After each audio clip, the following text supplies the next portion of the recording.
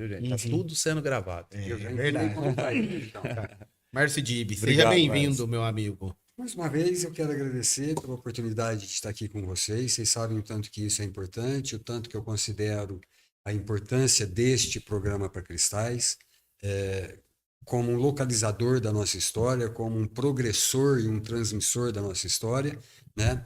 Quero parabenizar cada um de vocês pelo sucesso que foi esse um ano, apesar das perdas, né? Que não vamos lembrar mais disso, vamos lembrar da construção futura, né? Mas eu quero dar os meus parabéns para vocês pelo belíssimo trabalho, Daniel, Dito, a equipe toda, o Luanzito, que chega atrasado de vez em quando. Quase sempre. Não tem nem descontar, porque não tá pagando ele. Dizer para vocês do prazer e da satisfação que eu tenho de estar aqui, mais uma vez podendo estar colaborando com a história de Cristais, né?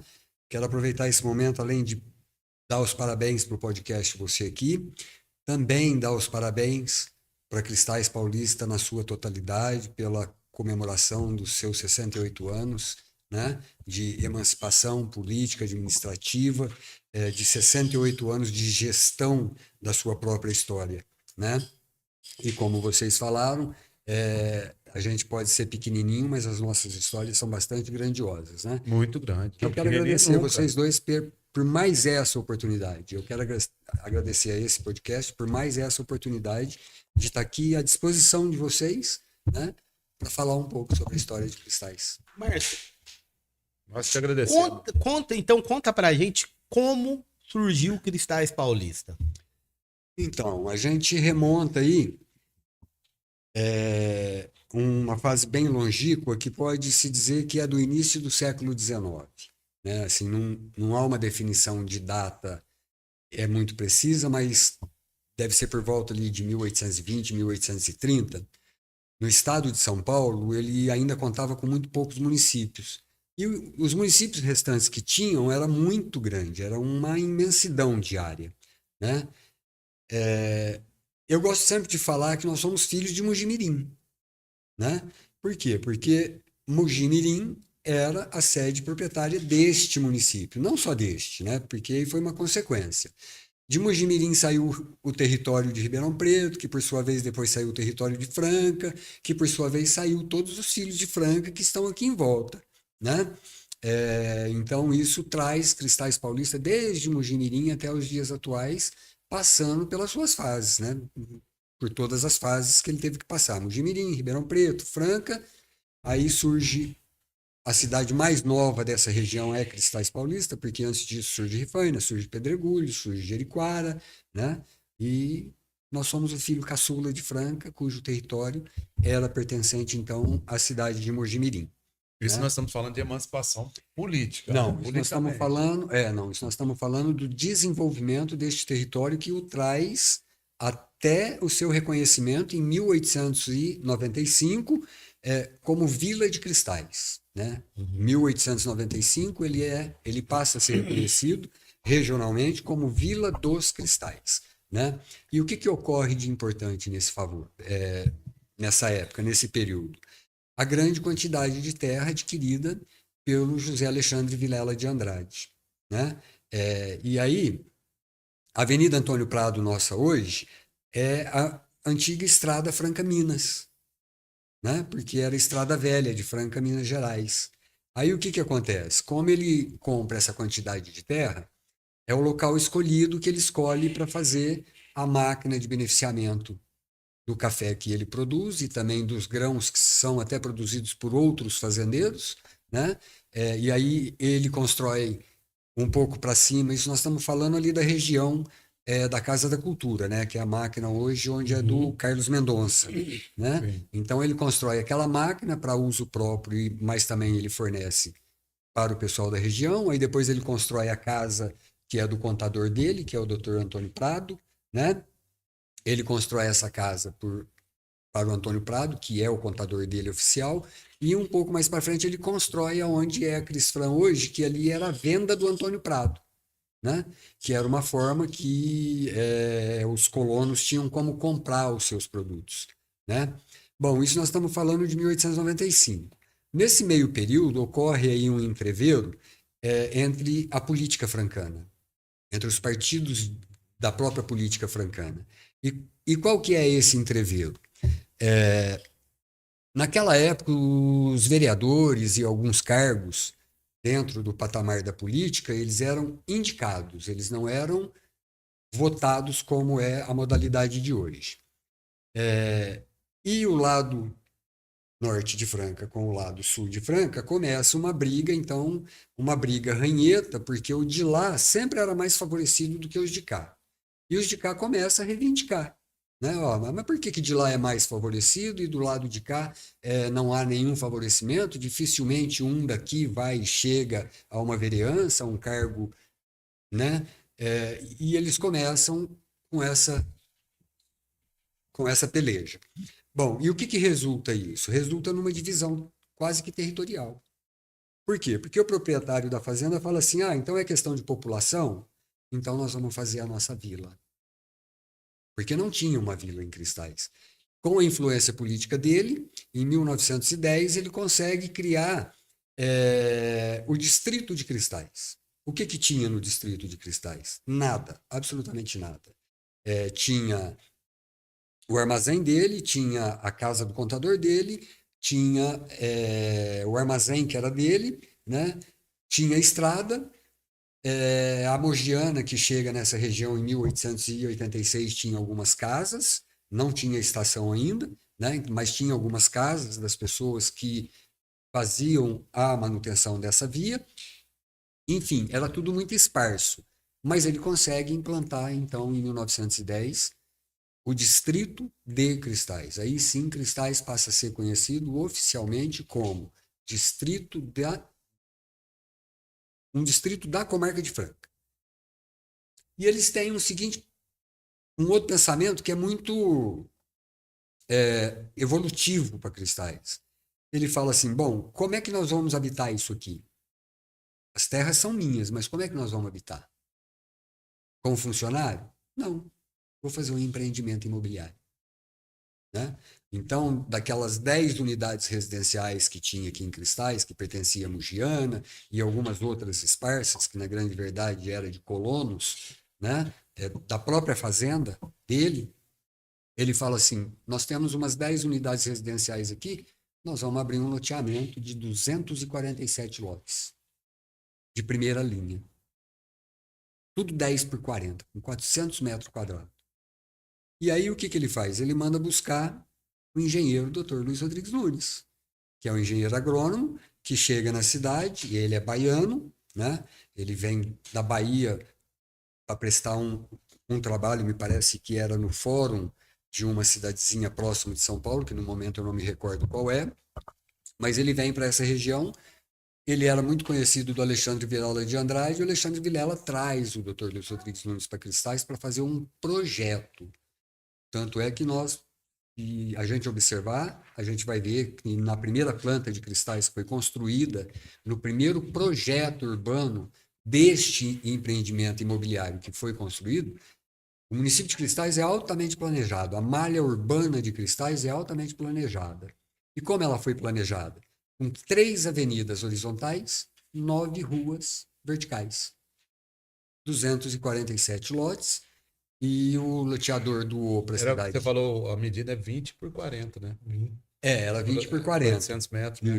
Isso, era 800 metros, de verdade. E aí, o que acontece? Ele pega as áreas de maior necessidade e doa para o município de Franca. E quais áreas eram essas? Ruas, praças, área para construir escola e alguma outra área que precisasse. Aí a esposa dele já tinha doado a igreja, né? Assim, ela doa de papel passado. A Catedral de Cristais hoje, a Igreja Matriz de Cristais, ela foi construída na colina mais alta da Fazenda Belo Horizonte, né? Quando a família Vilela chega em Cristais, a capelinha já existia ali.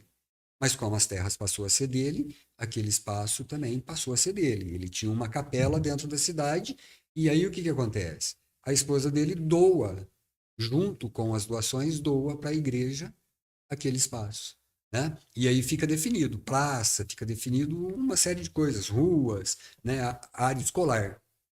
Bom, e aí a gente vai vendo que esse projeto tem uma tendência a gerar um certo resultado. Porque em 1912 começa a construção da Estação da Mugiana, aqui, que é exatamente em frente àquela área onde está localizado o Marco Zero de Cristais ali, com aquelas 3 construções, a máquina, a casa e o armazém do Prado. E ali começa Cristais Paulista, que ele assim, enquanto espaço físico é o marco zero da cidade, aquela região. E aí chega então a Estação da Mogiana.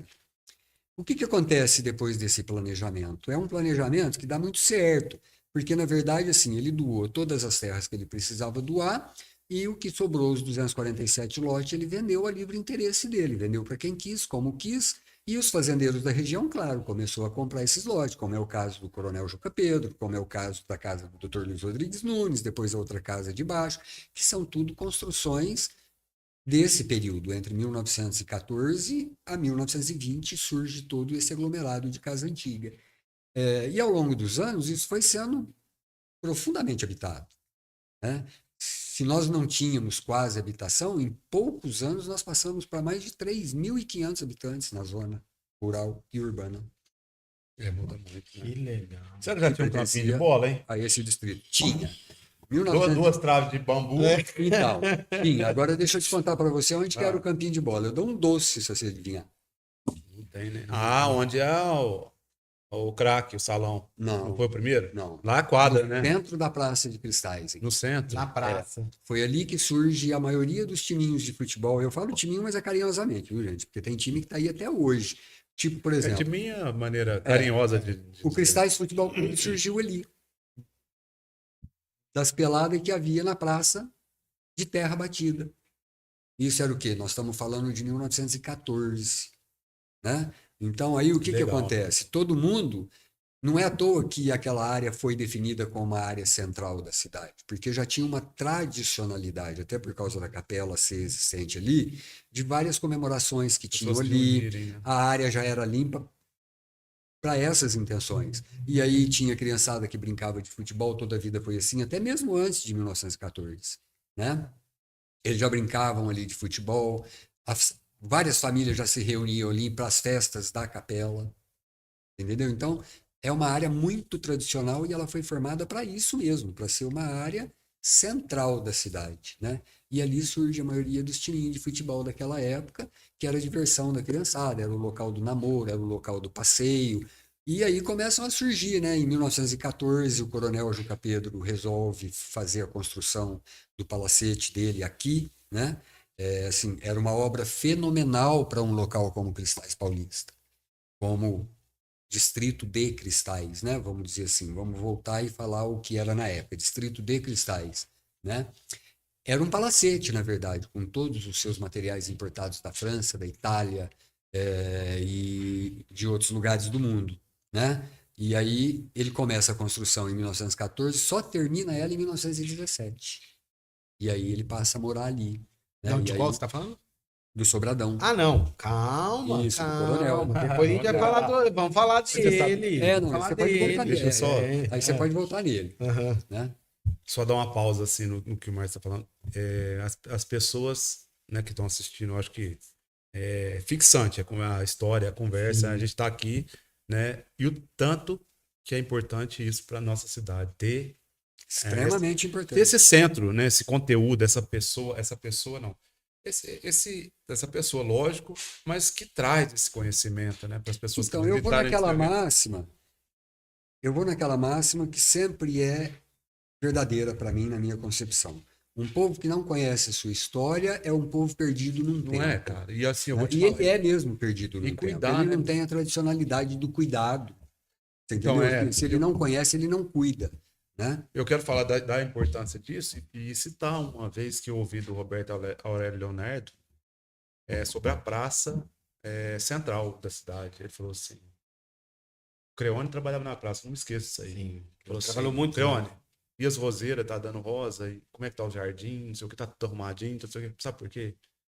A praça central é o coração da nossa cidade. Se ela estiver mal cuidada, Nosso grande cartão você postal da imagina vida. o resto. Então as pessoas têm que vir aqui e olhar a praça e ver que ela é o coração. O coração tá batendo bem? Como é que tá o coração? Tá pulsando sangue? Se ele estiver pulsando sangue, o resto tá rodando. Cara, eu não me esqueço dessa frase aí. Foram várias frases que o Roberto teve Sim. Dois caras que eu tive foram fantásticos, né? O conhecimento e o pouco convívio. O Roberto, E eu além era de muito político, imaturo. ele era um apaixonado por Um cristais. Ele tinha conhecedor, esse né, cara? Um cara diferencial que e um tinha conhecedor. expertise, né? Vamos falar Sim. assim, o cara, ele tinha o feeling do conhecimento. O Então, respeito que eu ele convivi. tinha, que os funcionários, o tanto que respeitavam. Mas porque ele tinha liderança, o Sim. conhecimento, né? Ele falava, a indagação dele tinha valor. Sim. Então, duas pessoas que eu gosto de citar, que fizeram parte, assim, do meu desenvolvimento, Roberto Aurélio Leonardo e o Sábio de Mello, cara. Eram dois gênios, assim, dois caras que... Eu vou Visionários, falar né? para você que Um e o eu outro, tenho o cada maior um no seu orgulho, né, pedaço, de ter mas eram convivido ambos com essas visionários. pessoas, porque para nossa cidade, o quanto eles foram importantes, né? E vão Sou continuar eu, sendo, o com certeza. Roberto, a Vão continuar família sendo, né? Samelo, né, em nome do Vaguinho, eu falo que é meu grande amigo, eu adoro o Vaguinho, eu sou um cara que cara, eu sou muito grato à família Samelo, eu comecei a trabalhar com 14 anos na fazenda do Samelo, e trabalhei durante 7, 8 anos com ele, o Vaguinho é padrinho de casamento, eu convivi com os pais do Vaguinho, dentro da casa deles, cara, eu sei a humildade daquele povo, tanto que eles Sim. cuidavam bem, o que o Camilo faz hoje, eles faziam há muitos anos atrás. O senhor e o Sábio de Mello, tinha um funcionário dele, não vou citar nome, porque a família dele é de cristais até hoje. Ele estava com câncer. E aí o senhor Wilson vinha todo sábado na fazenda. E a gente fazia um relatório. Todo dia eu fazia um relatório semanal para o senhor Wilson, de todas as máquinas do Mato Grosso e todas as máquinas aqui que trabalhavam. Então ele listava uma por uma, riscava uma por uma e tinha caretinha, se ele gostou ou não gostou. Era muito interessante. E aí todo sábado, ele e o seu Landim ia em cristais na casa dessa pessoa, perguntar o que ele estava precisando, o que estava faltando, se estava tudo bem, está faltando alguma coisa, vai na farmácia e compra o remédio, vai no mercado e compra. Cara, e ele fez isso com, vou falar quantas famílias passaram pela Que na Samelo na verdade nós história tivemos de o princípio Franca, de ter cara. uma comunidade, né? Que é E isso? é esse o valor da Pô, é comunidade. É lindo, esse cara, exatamente o valor da E história. o Roberto é a mesma Né? coisa. E o Roberto é a mesma Roberto é a coisa. mesma coisa, cara. Então, e é isso que valoriza a nossa história. São fatos como esses que valorizam a nossa história, né?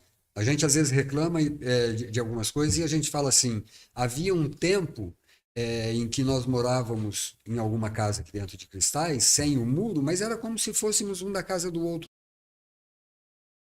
Tá? De um exemplar extremamente caro. Conta a história pra gente do casarão, então. Então, ele é um casarão que começou a ser construído pelo coronel, que também é fazendeiro, né, que é o Coronel José Pedro de Faria, né? A construção dele começou em 1914, só foi terminada em 1917. Grande maioria desses materiais, como eu já havia antecipado antes, foi importado de diversos países, né? Ele serviu ao próprio coronel como moradia até a morte do coronel, que ocorre em 1942, né?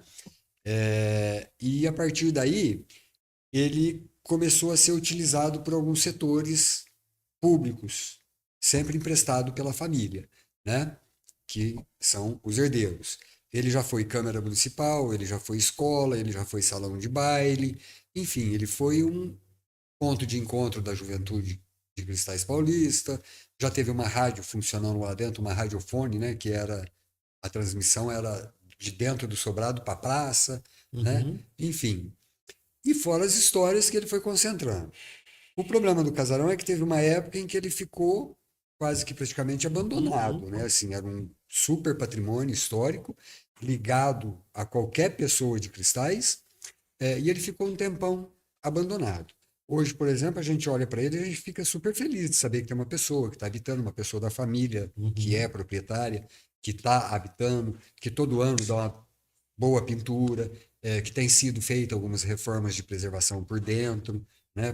Até porque é um ponto de moradia do próprio dono, né? Então, assim, ele é um casarão muito valioso, porque ele representa uma época muito áurea do café, né?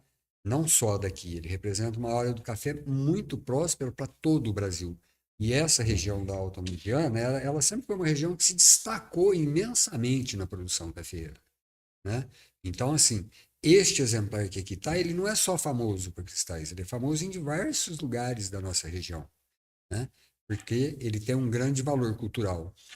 Imaginemos hoje, por exemplo, que as nossas histórias de infância, se chega a ponto de derrubar esse sobrado, não daria impressão na gente de que nós perdemos um braço, Que de, isso. de que nós tivéssemos perdido uma perna, um pedaço da gente parece que teria ido embora. Eu vejo isso que você está falando fez eu lembrar, eu não lembro, né? Mas eu vejo fotos que eles falam do Hotel Francano, aonde que é a Praça do Então, Itaú. que Imagina foi- só se tivesse aquele hotel até hoje ali no centrão de Franca. e é uma coisa muito Não habitual. é? Como assim, né? E é uma coisa Estaria muito restaurado, habitual as né? pessoas Não, que quererem. tivesse, Não, né? se Porque tivesse, ali, estaria, né? um pouquinho para baixo de onde que era o Nesp ali, também tá abandonado faz tempo, né? Nós acordamos um dia, assim, a gente dormiu um dia com o Hotel Francano no lugar e no outro dia nós acordamos com 60% dele derrubado no chão. Tristeza, né? Quem se lembra ou já viu a dimensão e a potência do Hotel Francano naquela época, com aquela obra magnânima, sabe, de estilo francês, né? Ele vai conseguir perceber o que Franca perdeu nesse sentido. Exatamente. Você entendeu? É a mesma coisa que nós aqui, a gente acostumou a chamar isso aqui como o sobradão do Coronel Juca Pedro. Uhum. A gente implantou diversas lendas, umas malignas, outras boas, né? Porque assim era uma maneira até que se tinha de proteger aquele próprio patrimônio, era criar medo de que se as pessoas fossem lá. Eu mesmo ajudei a criar muitas lendas a respeito dali, né? Com fantasma, com a cabeça do coronel, Tanto com... que chama atenção. o tanto que chama atenção até hoje, com Legal, túnel, né? Então, assim, eu tinha mesmo medo ajudei lá. a criar muita lenda. Por que que a gente cria isso? Não é à toa. Essas lendas têm alguns fundos de verdade, mas elas também têm um fundo que é uma forma de você estar protegendo aquele patrimônio. Porque se a maioria das pessoas tem medo de entrar lá dentro, é sinal de que aquilo vai ser o menos mexido possível. Conta, então, uma história. Se tiver a mais famosa do casarão. A mais famosa lenda do casarão, que é verdade, viu, gente? Eu Tá, falo é aqui que é a mais verdade. famosa lenda, mas é verdade. É que tem um túnel que vai do coreto até dentro do casarão, que acaba ali debaixo da curvinha daquela estrada, daquela Ó. escada, né? E dali depois você entra dentro de uma salinha e vai para um outro túnel que acaba lá no Você final da já Cachoeira fez, da né, esse Mococa. caminho, né, Daniel? Rapaz, só não vou dizer nenhum medo que eu tenho.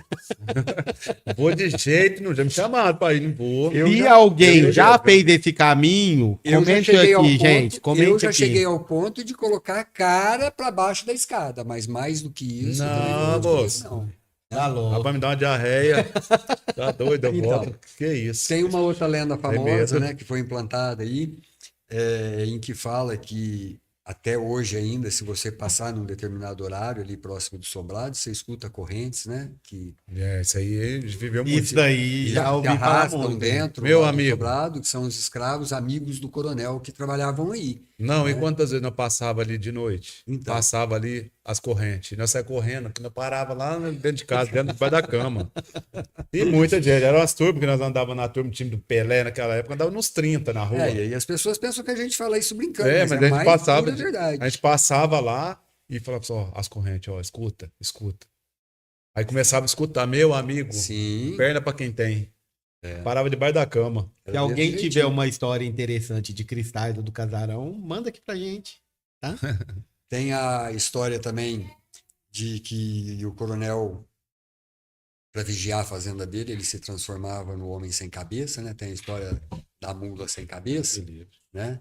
Então tem a história da mula sem cabeça também, que ficava na porteira da fazenda dele, vigiando, e o coronel ficava montado em cima dela. Diz que ele não tinha medo, assim, ele não era temeroso de absolutamente nada, né? Então, se passasse naquele local ali, você ia encontrar com certeza a mula sem Deus cabeça que com o coronel montado nela. Você tá ficando doido. E Vou são de lendas jeito que nenhum. cristais. Não, quantas vezes nós vimos esse Mococa? Só de dia, de noite. Não. E são lendas que doido? cristais trazem por muitos anos, assim, né? Assim, isso vem de uma longa data. Eu lembro de uma entrevista uma vez que eu fiz com o Dirceu Martins, da Rede Globo, né? Que ele veio para fazer uma entrevista.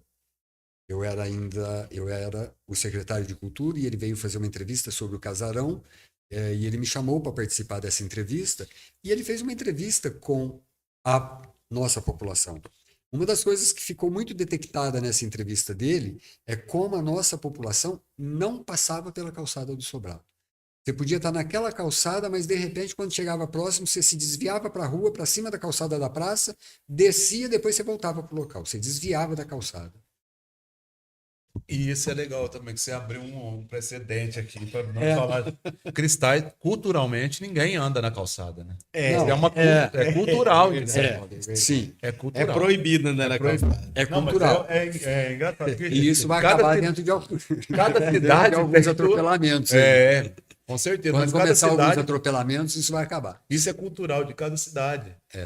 Muitas cidades têm esse. E Cristais, uma delas é não andar na calçada. E é tão E cultural eu que sou um deles também, né? eu passo apertado em cidade grande. Eu normalmente, quando eu vou para São Paulo, eu começo caminhando em cima das calçadas. Quando eu vejo, eu estou no cantinho da rua. Quando eu vejo, eu estou do outro lado dos carros. É igual engraçado. E para atravessar, eu atravesso as ruas nesses lugares como se eu não tivesse lugar nenhum, porque eu estou acostumado aqui.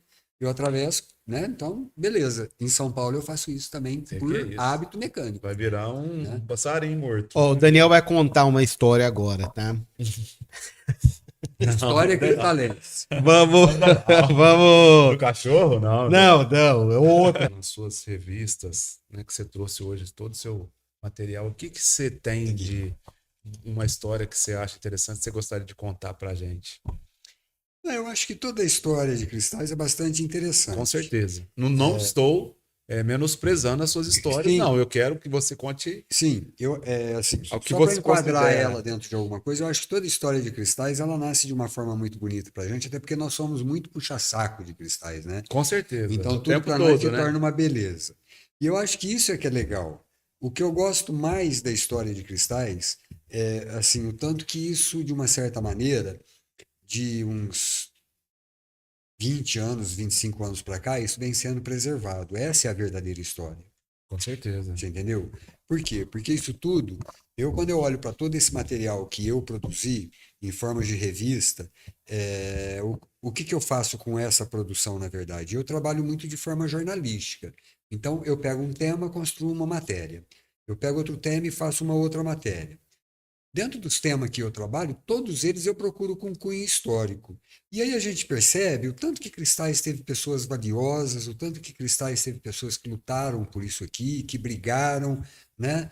Então isso tudo forma uma beleza que você fala assim, não tem como não se interessar por tudo isso. Alguém precisa tomar o cuidado da preservação disso. E eu assumi essa função para mim, claro que não como historiador, né? Porque assim, eu não fiz uma faculdade de história. As pessoas falam assim: você é professor de história? Eu falo assim: não, eu sou jornalista. O jornalismo ele tem uma ligação muito forte com a história, não na mesma dimensão de conhecimento, são conhecimentos diferentes, né? O historiador ele sai de uma universidade formado para a história. Eu saio de uma universidade formado para a área de comunicação. Isso não significa que dentro daquilo que eu faço eu não possa pesquisar história, escrever e registrar. Né? Então, assim, o que tem de mais maravilhoso na nossa história? É um conjunto de como isso foi preservado, porque a gente, querendo ou não, o município de Cristais é um município novo. Você pega, por exemplo, da Vila de Cristais até os dias atuais, vai daí 130 e poucos anos. Mas como independente administrativamente, isso dá 68 anos. É um município super jovem. Hoje eu tenho mais acesso a documentos que eu preciso para pesquisar do que daqui 50 anos à frente, que vai ser mais difícil eu ter esses documentos para pesquisar.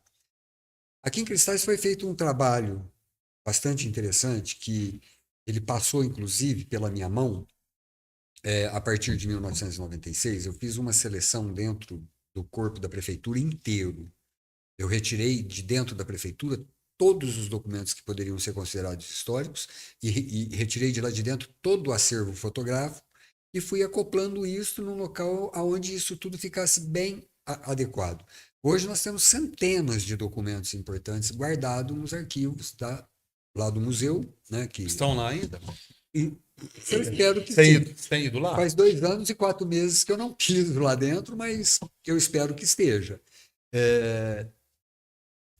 Isso, de uma certa forma, foi preservado, né? Isso vai trazer para Cristais Paulista uma grande vantagem de você poder chegar daqui 50 anos e se deparar com alguns trabalhos como esse aqui, né? Para quem escreve, é difícil eu falar para você assim, ó, como é que eu seleciono uma das histórias? Nós temos aqui dentro da história de Cristais, a história da Nair Mendonça Ribeiro Salomão. Você já ouviu falar dela? A dona Nair Mendonça Ribeiro Salomão é uma história que me atrai muito. Porque ela foi vereadora na cidade de Franca por 2 vezes, defendendo o distrito de Cristais, e ela foi vereadora num período onde as mulheres eram amplamente rejeitadas na política. A política não era coisa para mulher, isso era o pensamento daquela época. Né? E ela não, ela foi lá e falou: eu vou ser sim, eu vou batalhar por isso, tal, ganhou a primeira e ganhou a segunda. E sempre defendendo Cristais. Ela foi professora aqui, ela é filha do coronel Vitor Mendonça, né? Ela sempre se interessou por Cristais. Então, muitas coisas que Cristais tem hoje, muito do que Cristais tem, objetivamente, passou pela mão da dona Nair Mendonça Ribeiro Salomão. Né? E aí você vê a dimensão dessa história, o tanto que ela é bonita. Para mim, se eu parar para fazer uma análise total da história da Nair Mendonça Ribeiro Salomão, que nós vamos ficar horas conversando sobre ela. Né? De maneira geral, ela é uma das personalidades dentro de Cristais que causou uma história, até porque ela foi uma das primeiras mulheres vereadoras do estado de São Paulo, se não do país, porque naquela época não era comum mulher participar de nenhum processo eleitoral. E ela batia no peito e falava assim: eu vou participar, e foi eleita 2 vezes. Né? Para defender o distrito de Cristais. Quer falar mais? Ô, Márcio, Vamos falar 2 patrocínios? depois eu quero fazer uma Não, mas faz primeiro. Vamos, eu queria que você falasse da primeira, do primeiro concurso de bandas e fanfarras que aconteceu. Você lembra? Lembro. Você lembra o ano? Lembro. O concurso de bandas e fanfarras, ele surge para Cristais em um período que eu fui secretário de Cultura, Esporte e Turismo. Não, na época eu era diretor de cultura, porque na verdade foi com o Roberto. Em 1999, eu tive uma treta com a prefeitura. É muito comum eu ter treta com a prefeitura, né? Então, Só com a prefeitura? Não. é muito comum eu ter treta com a Basicamente. prefeitura. Mas naquela época eu tive uma treta com a prefeitura que me levou para casa. Porque eu tinha chegado com um projeto de trabalho que envolvia a construção de uma banda marcial para Cristais Paulista. E o porquê que eu cheguei com esse projeto? Porque Cristais sempre teve uma tradição musicalista muito grande e muito forte. Né? Isso começa lá de 1900 e pouquinho, com o maestro João Caetano de Menezes, depois nasce o filho dele, cresce o filho dele, maestro Nica Rossini, né? Que é o maestro Rossini Caetano de Menezes, tão carinhosamente chamado por Nica, né? Que tem a história musical. Membros da minha família, vários membros da minha família, 2 tios meus foram músicos em Cristais por muitos anos, junto com o maestro João Caetano de Menezes. E nós criamos uma vacância de tempo, porque nós tínhamos aí a banda do Nica, depois veio a banda do Paulo Becker, enfim, tudo isso acabou. E nós ficamos 10 anos sem banda. Eu falei: não é justo Cristais ficar sem música. Não é justo nós não termos uma banda em Cristais. E aí eu comecei a pedir a banda, o Roberto falou: ó, nós não podemos agora. Eu fiquei enfesado e falei: então vamos embora para minha casa, né? Como sempre. Vamos embora para minha casa, vamos embora para minha casa. Bom, beleza. Aí depois de 2, 3 semanas ele me procurou e falou assim: vamos lá, que nós vamos montar a sua banda, né? E, assim, ele tinha um coração que não era dele, né? Assim, era um coração mole, né? Já me entendia também. Ele falou: não, vamos lá que nós vamos montar a sua banda. Eu falei assim: só volto quando os maestros estiverem contratados. Ele falou: pode procurar os seus maestros. Eu fui e procurei os maestros. Aí eu trouxe o Milton Fontelas e o Mauro Medeiros. Um era para dar a prática musical e o outro era para dar a teoria musical para a gente acelerar. E funcionou muito bem. Em 1999, o Roberto autorizou a banda, eu contratei os 2 maestros, isso no começo de 99. E em um ano e pouquinho, nós tínhamos uma banda já tocando 3, 4 peças musicais. Né? Bom, enfim, no ano de 2000 nós precisávamos, assim, já dava para inaugurar a banda. Eu virei para o Milton Fontelas e falei assim: se segura que nós vamos inaugurar essa banda. E nós não vamos inaugurar essa banda à toa, não. Nós vamos inaugurar essa banda com gala. Pode se segurar que nós vamos inaugurar essa banda. Aí eu comecei a pensar, eu falei assim: tá, mas por que a gente não traz outras bandas? Vamos trazer outras bandas. Melhor do que isso, vamos fazer um concurso de bandas. Em 2000 nós fizemos o primeiro concurso de bandas marciais e fanfarra simples, que foi o evento que inaugurou a banda marcial Maestro Rossini deste período, daquele período em que eu estava como secretário. Né? observando que nós ficamos 10 anos sem música. Nova a banda foi geração. montada, é isso, uma nova geração da banda. Já tinha conseguido todos Eu ia os falar instrumentais, inglês, viu? tudo. É, Eu dei uma segurada aqui, né? Meteu o New Generation. New Generation. É. Já tinha conseguido vários instrumentos musicais, enfim, a banda estava linda, sabe? Assim, na mão do Milton Fontelas e na mão do Mauro Medeiros, tudo ficou uma maravilha, e nós fizemos o primeiro concurso de bandas marciais que funcionou no estádio Odair de Jesus Norberto, que é mais conhecido por Guapuã, né?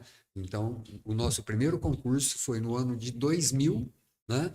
Integralmente realizado pela Banda Marcial Municipal de Cristais Paulistas e todos os seus membros assessorados, né, pela Secretaria de Cultura, né?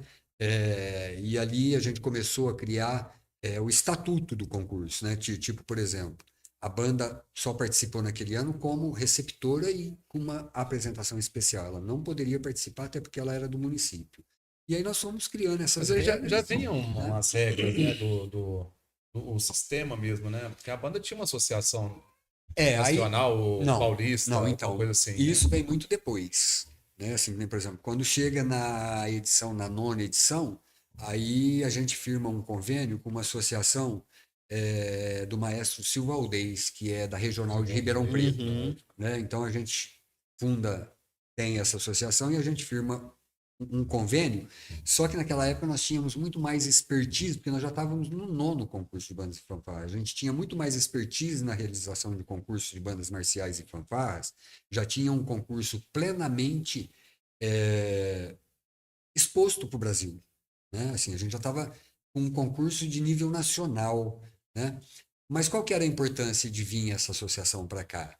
É que eles forneciam jurados, eles forneciam alguns equipamentos, tinham valores influenciados nisso, você entendeu? Assim, tipo, por exemplo, a gente encontrava aquela facilidade de diminuir a quantidade de serviço da própria administração, de alguns fatores que ficariam próprios da associação, né? Assim, ela já tinha um corpo de jurado especializado, né? Mais especializado, né? Durante todos, assim, ao longo dos anos, na época do Silva Aldez, fez uma retificação do nosso estatuto de funcionamento de todos os concursos que nós fizemos. Mas por que foi feito? Porque tinha algumas coisas que a gente não se utilizava aqui e passou a se utilizar com o estatuto oferecido pelo... Porque era critério, né? Critério de julgamento, na Isso. verdade, né? Vamos Esses falar. critérios de julgamento nós já tínhamos, porque a secretaria tinha estudado tudo isso, como que fazia, como que ia criar cada critério. É que a partir de um determinado tempo nós tínhamos que fazer isso tudo sozinho. A partir daquele tempo em que o Silva Aldez veio para Cristais para assessorar com a entidade deles, que era uma entidade regional, aí nós deixamos aquela parte a critério da associação. O que ficou as nossas obrigações? Fazer os convites, né? Porque aí, na Fazer verdade, divulgação. porque na verdade não existiu-se mais um festival, existia um campeonato, né? Não, sempre foi um...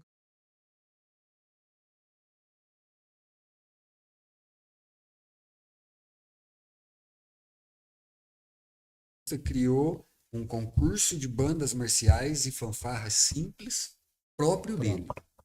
Então, assim, nós não tínhamos Ela nada. nunca fez parte do campeonato? Não. De todos os campeonatos, sim, mas não de festivais. Ela participou, aí na verdade chama-se porque etapas, festival, né? Etapas. porque o dividido em festival é etapas. diferente. O festival, a banda chega, apresenta e vai embora. Irmão. Não tem premiação, não tem nada, não tem competição. Nós chegamos num nível aqui em Cristais, com o nosso concurso de bandas marciais, eu realizei 12 edições, né? Quando a gente estava na secretaria. As últimas edições que eu realizei foi até 2010, acho que foi a 9, foi a última que eu realizei, já tinha 10 edições dele, né? Nós chegamos num nível que o nosso campeonato já estava sendo aclamado no Brasil inteiro como um dos melhores campeonatos do Brasil. O último campeonato que eu realizei aqui em Cristais, de bandas marciais e fanfarras simples, nós conseguimos trazer para Cristais 3.200 músicos para desfilar. Naquele dia, desfilou 3.200 músicos e no pico máximo de público nós atingimos 7.000 pessoas na praça assistindo. Era uma vez a população de Cristais. É muito